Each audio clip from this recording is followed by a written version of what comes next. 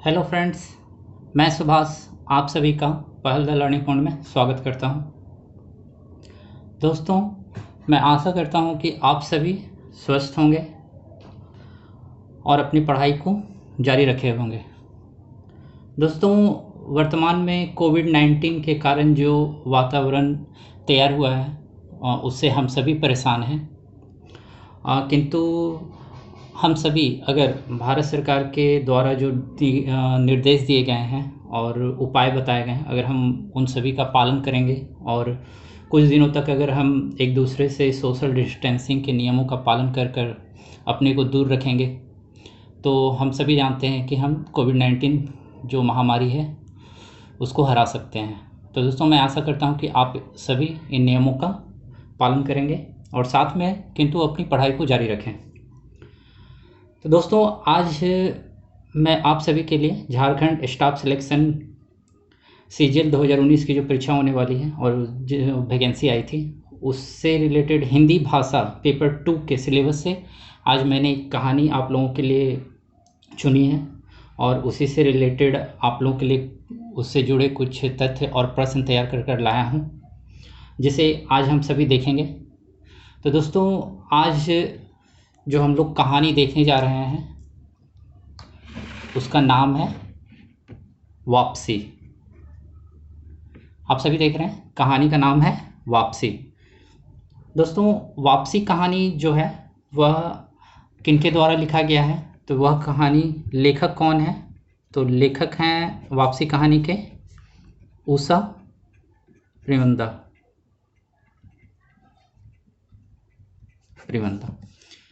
वापसी कहानी के लेखक कौन है? उषा प्रेमंदा। और दोस्तों, यह कहानी जब प्रकाशित हुई थी वह वर्ष कौन सा था? प्रकाशन वर्ष यह था 1960। तो दोस्तों, यह कहानी है वापसी और वापसी के लेखिका कौन है? लेखक कौन है? उषा प्रेमंदा है और यह कहानी 1960 में प्रकाशित हुई थी। दोस्तों, उषा प्रेमंदा जो हैं, इनके द्वारा जितनी भी कहानियाँ या रचनाएं लिखी गई हैं वह दोस्तों संसार में हो रहे बदलाव और जो नए समय में जो नयापन दिखता है उसी को रेखांकित करती हैं। इनकी जितनी भी कहानियां हैं आप सभी अगर पढ़ेंगे तो उनमें पाएंगे कि इनके द्वारा जो समाज में बदलाव हो रहे हैं और इन बदलाव से जो परिवार के बीच में दो लोगों के बीच में जो अंतर आ रहा है उसी को यह दिखाती हैं इनके सारी कहानी में। तो दोस्तों, इस कहानी में भी वैसा ही कुछ है जो हम पढ़ेंगे और इससे रिलेटेड जो क्वेश्चन देखेंगे तो उससे आप भी समझ जाएंगे। तो दोस्तों, यह जो कहानी है वापसी, यह देख लीजिए। वापसी का यहाँ मैंने थोड़ा सा शार्ट लिखा है।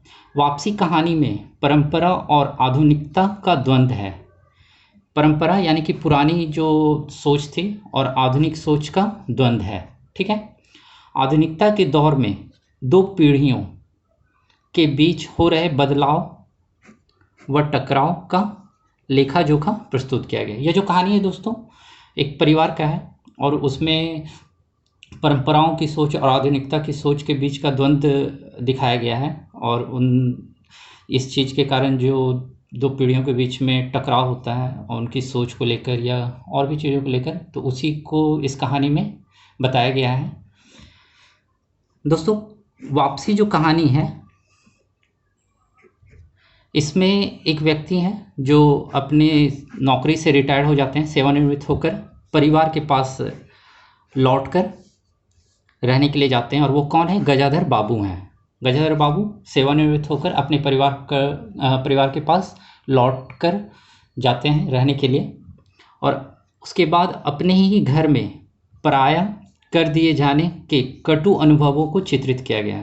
यानी कि जब ये अपने घर जाते हैं तो उनके परिवार के जो सदस्य हैं उनके द्वारा अच्छा व्यवहार नहीं किया जाता है और इनके द्वारा जो कुछ बातें बोली जाती है उन्हें उन लोग नहीं मानते हैं और इनको ही कुछ बोला जाता है, तो जिसको लेकर यह अच्छा अनुभव ये नहीं देखते हैं और इसी पर रिलेटेड ये कहानी है। दोस्तों, कहानी तो काफ़ी मतलब बड़ा तो नहीं है, छोटा ही है, लेकिन अगर मैं कहानी यहाँ पर आप लोगों को बताऊँगा तो काफ़ी वीडियो बड़ा हो जाता है जो आप लोग का ही कुछ लोगों ने मुझे बोला है कि सर वीडियो थोड़ा छोटा बनाया कीजिए। तो यहाँ पर दोस्तों मैं कहानी का एक सारा आप लोगों को बता देता हूँ, आप लोग समझ जाएंगे और उससे रिलेटेड जब हम लोग क्वेश्चन देखेंगे तो आप लोग कहानी को पूरा समझ जाएंगे। तो दोस्तों यह कहानी है गजाधर बाबू, जैसा कि आपने यहाँ पर देखा, यह कहानी है गजाधर बाबू। तो दोस्तों मैं थोड़ा सा कहानी आप लोगों को बता देता हूँ, उसके बाद हम लोग उससे रिलेटेड क्वेश्चन देखेंगे, ठीक है। तो दोस्तों गजाधर बाबू हैं जो रेलवे में नौकरी करते हैं और 35 वर्ष पूरा करने के बाद ये रिटायर होते हैं, सेवानिवृत्त होते हैं और उसके बाद अपने घर वापस जाने के लिए तैयारी करते हैं। तो इनके साथ दोस्तों यहाँ पर जब ये नौकरी करते हैं तो एक इनका नौकर होता है जो उनके काम में सहायता करता है और अकेले रहने पर उनकी हेल्प भी करता है। तो उनके बीच का एक संवाद है जो कहानी आप पढ़ेंगे तो आप दिखेगा। तो दोस्तों जब ये अपने घर वहाँ जाते हैं, लौटते हैं, तो इस कहानी में इनकी पत्नी है, इनके 2 बेटे हैं, 2 बेटियां हैं और इनके बीच का ही वार्तालाप होता है। मान लीजिए जब ये घर पहुंचते हैं तो ये देखते हैं कि सभी हंस खेल रहे हैं, तो ये इनका मन करता है कि ये भी उसमें शामिल हो जाए, लेकिन उनके परिवार के सदस्य संकोच करते हैं और इनसे दूर हो जाते हैं।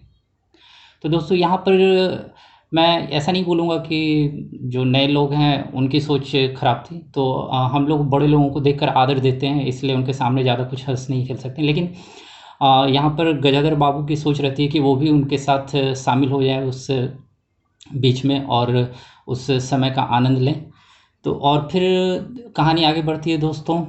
कहानी में बीच में एक दूसरे को लेकर संवाद भी होता है, जैसे कि इनकी छोटी बेटी है जो बगल के घर में हमेशा आया जाया करती है और जो गजाधर बाबू को अच्छा नहीं लगता और इसको लेकर के वो अपनी बेटी को कुछ बोल देते हैं कि कहीं नहीं जाना है, घर में रहो और पढ़ाई करो, जो उनकी बेटी को अच्छा नहीं लगता है और वो उनसे बात करना बंद कर देती हैं, जो गजाधर बाबू को अच्छा नहीं लगा इस कहानी में। उसके बाद दोस्तों बीच में ही और भी कुछ बातों को लेकर उनके बड़े बेटे और छोटे बेटे के बीच में संवाद होता है और उनके द्वारा कुछ किया जाता है जो उन्हें अच्छा नहीं लगता है और उन्हें यही सब बातें सोचते हैं और अपनी पत्नी से वो आशा करते हैं कि वो इस चीज़ों को समझेंगी और उनका साथ देंगी। लेकिन वो देखते हैं कि उनकी पत्नी भी घर के कामों में अपने बच्चों के देखभाल में ही रमी हुई हैं और पति क्या सोच रहे हैं, उनके साथ क्या व्यवहार हो रहा है और वह किस तरह से पीड़ा में है, वो देखती हैं लेकिन समझती नहीं है, जो गजाधर बाबू को अच्छा नहीं लगता है। और यही सब चीज़ों को देखते हुए गजाधर बाबू अंत में दूसरी नौकरी करने के लिए घर से चले जाते हैं। तो दोस्तों जब आप कहानी पढ़ेंगे तो इन चीज़ों को देखेंगे और समझ जाएंगे। कहानी छोटी है, मैं कहानी का PDF तैयार करके रखा हूँ जो वीडियो के डिस्क्रिप्शन में डाल दूँगा, आप वहाँ से डाउनलोड करके आप इसे देख सकते हैं। तो दोस्तों ये कहानी छोटी है लेकिन आप जब पढ़ेंगे तो आप लोगों को बहुत अच्छी लगेगी, क्योंकि ऐसा नहीं है कि सिर्फ इसमें 2 पीढ़ियों के बीच में गलत चीज़ों को दिखाया गया है, किंतु हर एक व्यक्ति की सोच अलग होती है और उसी को यहाँ दर्शाया गया है, ठीक है। तो दोस्तों चलिए आज हम इससे जुड़े हुए क्वेश्चन देखते हैं। आप क्वेश्चन देखेंगे, ज़्यादा क्वेश्चन नहीं है, 15 क्वेश्चन है, क्योंकि कहानी छोटा होने के कारण ज़्यादा क्वेश्चन नहीं बन पा रहा था, फिर भी मैंने कोशिश की है कि कुछ क्वेश्चन आप लोगों के लिए तैयार करूं। तो यहाँ पर दोस्तों पहला क्वेश्चन कहानी से रिलेटेड लेखिका से संबंधित है। पहला क्वेश्चन है दोस्तों, वापसी कहानी के लेखक लेखिका कौन है? तो मैंने वीडियो के फर्स्ट में ही आप लोगों को बताया था, कहानी की लेखिका है उषा प्रियवंदा, ठीक है। सेकंड क्वेश्चन भी मैंने वीडियो शुरू होने पर बताया था, वापसी कहानी का प्रकाशन वर्ष क्या है? तो प्रकाशन वर्ष क्या है? 1960, ठीक है। लेखिका से संबंधित एक क्वेश्चन है, इंपॉर्टेंट क्वेश्चन है, हो सकता है अगर कहानी के लेखिका से संबंधित प्रश्न पूछे जाएं तो यह क्वेश्चन पूछा जा सकता है। क्वेश्चन है दोस्तों, कहानी वापसी के लेखक ने किस भाषा में PhD की उपाधि प्राप्त की है? तो इसका आंसर क्या है? अंग्रेजी। दोस्तों यहाँ पर कन्फ्यूजन हो सकता है, ये सिलेबस देखिए हिंदी का है, लेखिका भी हिंदी से रिलेटेड कहानी लिखी है, लेकिन यहाँ पर ये PhD किससे प्राप्त की हुई है? अंग्रेजी से। और अगर ऑप्शन 4 हो वहाँ पर हिंदी, अंग्रेज़ी या कुछ और भी दिया हो रहा है तो हम लोग अगर कहानी को नहीं पढ़ें और ये अगर नहीं जानते होंगे तो हम लोग यहाँ पर हिंदी ऑप्शन को टिक कर देंगे, जो गलत हो जाता है। तो इसे याद रखिएगा, उषा प्रेमवदा अंग्रेजी भाषा में PhD प्राप्त की हुई है। अब दोस्तों यहाँ पर कहानी के मुख्य पात्र कौन कौन हैं उन्हें देख लेते हैं। जैसा कि कहानी जो शुरू होती है वो गजाधर बाबू इसके मुख्य पात्र हैं, ठीक है। तो यहाँ पर कहानी के मुख्य पात्र कौन कौन हैं, तो देखिए गजाधर बाबू हैं। मैंने कहानी में बताया था जब गजाधर बाबू रेलवे की नौकरी करते हैं तो वहाँ पर उनके साथ एक और नौकर होता है, उसका नाम क्या है जो उनकी कार्य में सहायता देता है, तो उनका नाम है गणेशी। फिर गजाधर, कहानी में गजाधर बाबू की पत्नी है,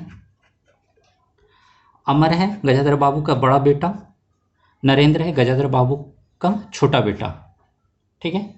यहाँ पर बसंती गजाधर बाबू की छोटी बेटी है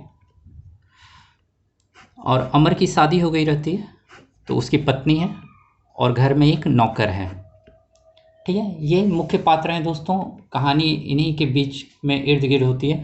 दोस्तों नौकर का यहाँ पे कोई वार्तालाप नहीं है, लेकिन एक दो बार इसका जिक्र किया गया है, इसे मैंने इसे लिखा है, किंतु इसका कोई भी वार्तालाप कहानी में नहीं है, ठीक है। चलिए अगला क्वेश्चन देखते हैं। वापसी कहानी के मुख्य पात्र कौन है? दोस्तों इसका आंसर क्या है? गजाधर बाबू।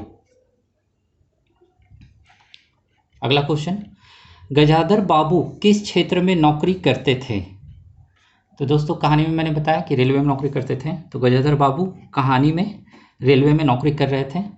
और यहाँ पर देख लीजिए मैंने लिखा है, रेलवे में 35 वर्ष की नौकरी के बाद सेवानिवृत्त होकर वह अपने परिवार के पास लौटते हैं इस कहानी में, ठीक है। अगला क्वेश्चन, गजाधर बाबू की रेलवे में नौकरी के दौरान उनका सहयोगी कौन था?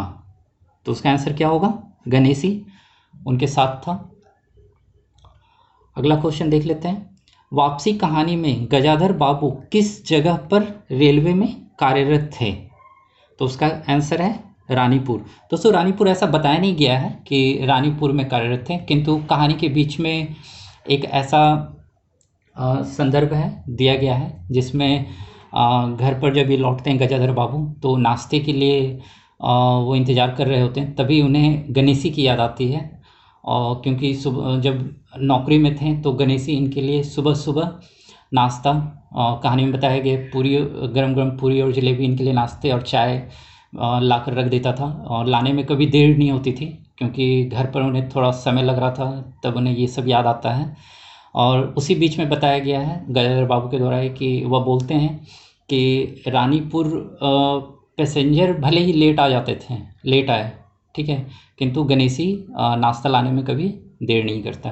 तो उसी से रिलेटेड मैंने यहाँ पर क्वेश्चन तैयार कर लिया कि रानीपुर स्टेशन पर ही वो काम करते होंगे, इसलिए वैसा बोला गया है, ठीक है।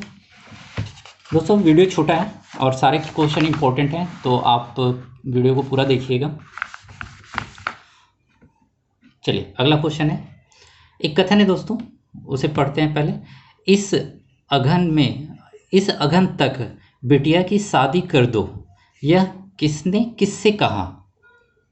ठीक है, तो यह कथन दोस्तों, यह जो संदर्भ है, यह जब गजाधर बाबू नौकरी छोड़कर अपने घर के लिए लौटते हैं तो गणेशी से एक संवाद होता है, तो उसी में गजाधर बाबू बोलते हैं, गणेशी की बेटी है तो उसी के लिए गजाधर बाबू बोलते हैं कि इस अगन में बिटिया की शादी कर देना।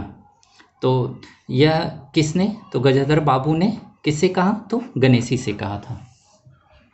अगला क्वेश्चन देखते हैं, गजाधर बाबू की छोटी बेटी पड़ोस में किसके घर अक्सर जाया करती थी? दोस्तों मैंने कहानी में बताया था कि गजाधर बाबू और उनकी छोटी बेटी के बीच में एक संवाद है जिसमें गजाधर बाबू अपनी छोटी बेटी को पड़ोस में जाने से मना करते हैं, जिसको लेकर वो नाराज़ हो जाती हैं और उनसे बात करना बंद कर देती हैं। तो उन्हें बुरा लगता है कि मैंने तो ऐसा कुछ नहीं, छोटी सी बात बोली कि बाहर मत जाओ, घर में पढ़ाई करो, और उसको लेकर उनकी बेटी उनसे बात करना बंद कर दी, जो उन्हें बिल्कुल अच्छा नहीं लगता है।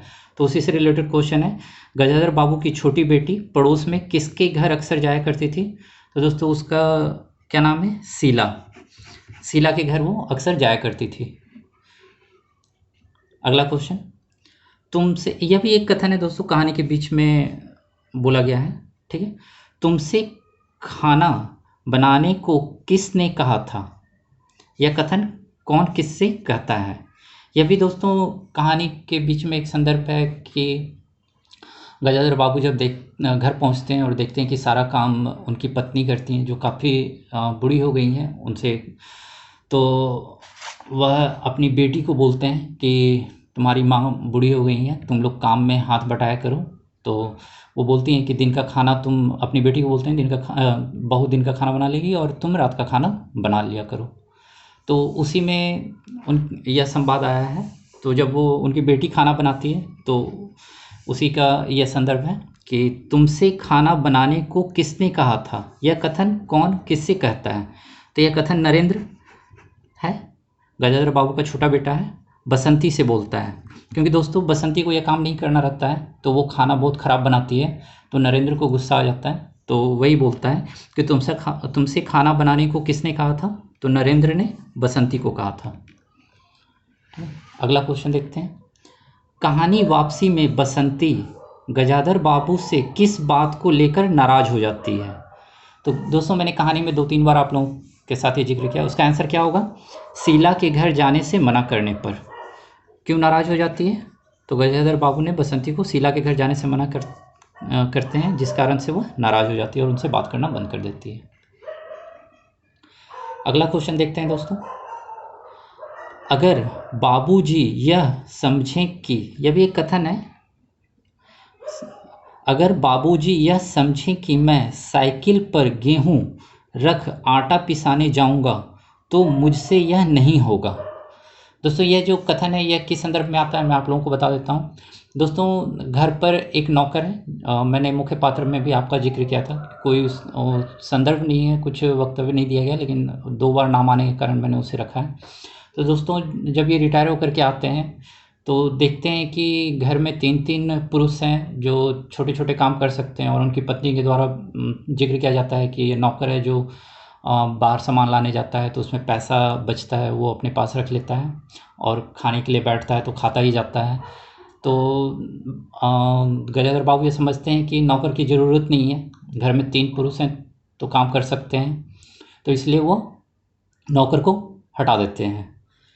तो उसी पर जब छोटे बेटे को पता चलता है कि बाबूजी ने नौकर को हटा दिया है, तो वह बोलता है, अगर बाबूजी यह समझे कि मैं साइकिल पर गेहूं रख आटा पिसाने जाऊंगा तो मुझसे यह नहीं होगा।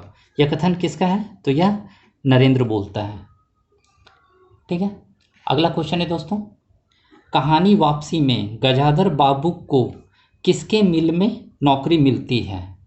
दोस्तों यह कहानी का लास्ट पार्ट से रिलेटेड क्वेश्चन है।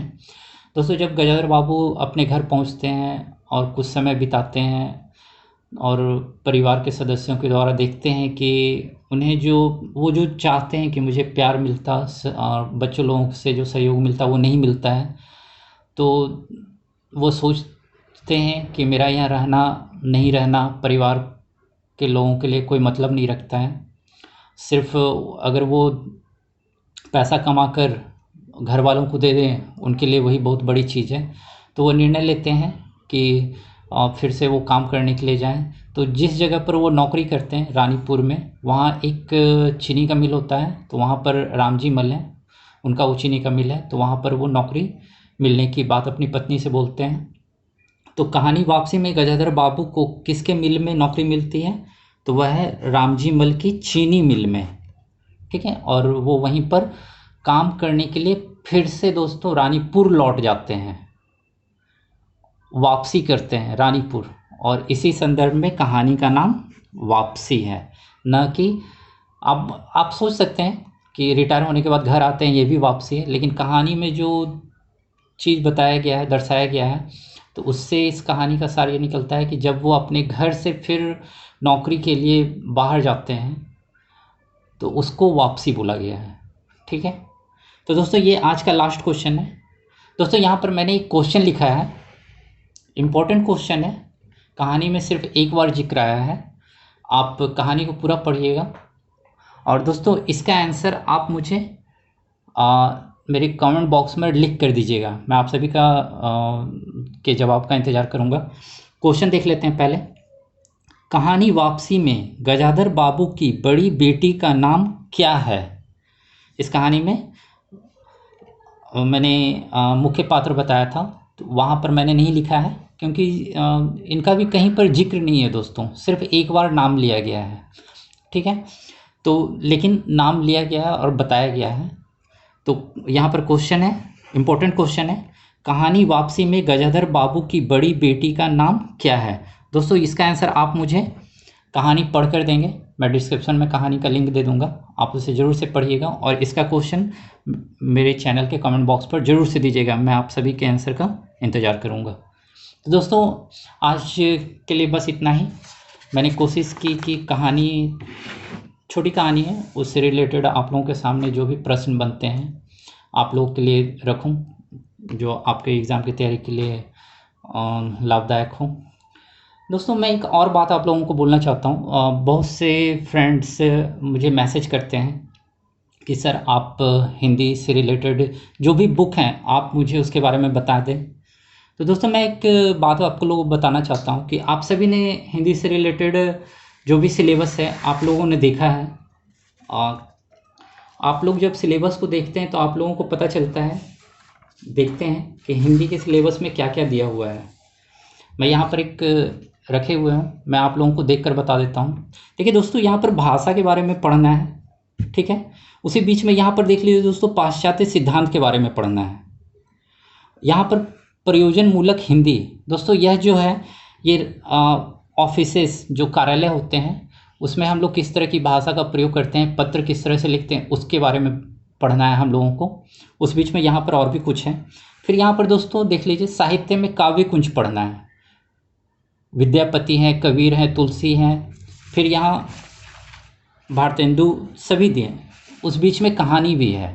ठीक है, यहाँ पर कुछ नाटक के बारे में भी पढ़ना है और हिंदी साहित्य के बारे में, और यहाँ ग्रामर के बारे में पढ़ना है। दोस्तों इस चीज़ को यहाँ पर रखने का मेरा सिर्फ एक मकसद यह था कि आप सभी ये चीज़ को देख रहे हैं कि ये सिलेबस थोड़ा बड़ा है और सब अपने पार्ट से अलग अलग सिलेबस हैं। आप सभी जानते होंगे कि ये एक बुक में नहीं आ सकता है दोस्तों, ठीक है, हर चीज़ का अलग अलग बुक है। और बुक दोस्तों आप जब कहानी जैसे दोस्तों हम लोगों को पढ़ना है, गोदान के बारे में पढ़ना है, ठीक है, प्रेमचंद का। यहाँ पर कहानी मैंने दोस्तों आप लोगों के लिए मधुआ एक कहानी थी उसके बारे में मैंने बताया, ठाकुर का कुआं बताया, परिंदे कहानी के बारे में भी बताया, दिल्ली एक मौत के बारे में बताया है, मिसपाल कहानी के बारे में भी बताया, और आज मैंने आपके सामने वापसी कहानी। दोस्तों ये सभी अलग अलग लेखक के द्वारा लिखा हुआ है। और जब आप कोई बुक खोजने जाएंगे दोस्तों, वर्तमान में अभी कोई ऐसा बुक नहीं है दोस्तों कि इन सभी जो सिलेबस है एक जगह कर करके बाज़ार में मिल रहा है। आप जब जाएंगे तो साहित्य के लिए आपको अलग से किताब खरीदना पड़ेगा, और ऐसा नहीं मान सकते कि यहाँ पर जो साहित्य में कवि के बारे में या लेखक के बारे में दिया हुआ है उन्हीं को पढ़ना है। दोस्तों हर एक बोर्ड, चाहे वो लोक सेवा आयोग के हों, एसएससी के हों, या अन्य जो भी एग्ज़ाम लेते हैं, उनके सिलेबस अलग होते हैं दोस्तों। किसी में कबीर के 50 दोहे पढ़ना है, किसी में 100, किसी में 150। आप सोचेंगे कि एक किताब मैं ले लूँ और वो कर लूँ जो इस एग्ज़ाम से ही रिलेटेड हो, तो वो संभव नहीं है दोस्तों। मैं भी जो आप लोगों के सामने यहाँ पर वीडियो तैयार करता हूँ, जितने भी दोस्तों, आप विश्वास करें, मेरे पास कुछ नोट्स हैं, जब मैं तैयारी करता हूँ उससे रिलेटेड मेरे पास कुछ नोट्स हैं, मैं उन नोट्सों को पढ़ता हूँ अच्छे से।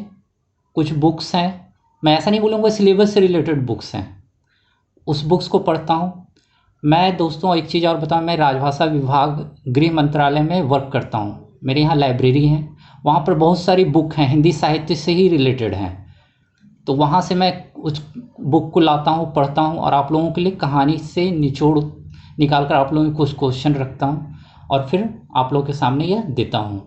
तो दोस्तों वर्तमान में तो अभी कोई बुक नहीं है दोस्तों, मैं ऐसा कुछ बता नहीं सकता हूँ कि कौन सी बुक आप लोग पढ़ेंगे जिससे आपकी तैयारी ये पूरे सिलेबस की एक जगह हो जाए।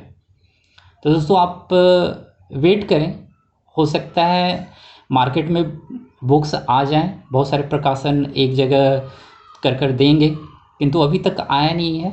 और दोस्तों मेरे पास वैसा तो कहानी, मैं सिलेबस के बारे में मैं ऐसा नहीं बता सकता हूँ कि ये बुक ले लें आप, वो बुक ले लें। तो दोस्तों आप विश्वास करें, मैं कोशिश कर रहा हूँ कि आपकी पूरी सिलेबस को पूरा कर दूँगा। आप चैनल पर बने रहें। तो दोस्तों आप ये समझ गए होंगे, जिस दिन दोस्तों बुक आ जाएंगी मैं ज़रूर से आप लोगों को बता दूंगा। तो दोस्तों विश्वास करें और चैनल पर बने रहें। मेरी पूरी कोशिश है कि आपके सिलेबस को मैं पूरा कर दूं और उसी में मैं लगा हुआ हूं। तो दोस्तों आज का जो मैंने आप लोगों के सामने वीडियो रखा है वापसी कहानी से, अगर आप लोगों को अच्छा लगा हो तो लाइक ज़रूर से कीजिएगा, और कुछ अगर कमी रह गई हो और आप लोगों को लगता है कि इसमें कुछ और भी होना चाहिए था या बदलाव होना चाहिए था, तो आप मुझे मेरे कमेंट बॉक्स में बताएं, मैं उसमें ज़रूर से चेंज करूँगा। तो दोस्तों आज के लिए बस इतना ही। धन्यवाद।